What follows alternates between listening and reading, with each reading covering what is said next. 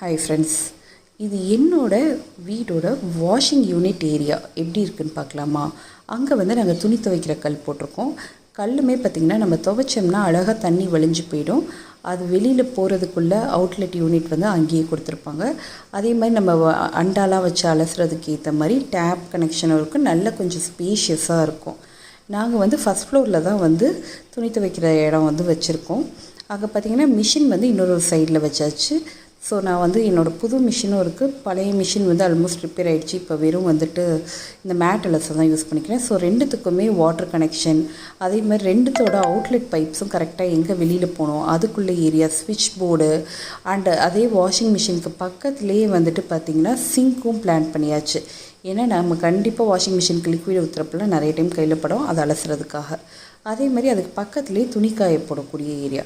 மிஷினில் தண்ணி படக்கூடாதுன்னு ஷீட்டும் கொடுத்து கவர் பண்ணியாச்சு. புதுசாக வீடு கட்டுறவங்களா இருந்தால் இந்த ஐடியா பிடிச்சிருந்தா நீங்களும் உங்கள் வீட்டுக்கு இதை யூஸ் பண்ணிக்கோங்க. தேங்க்யூ.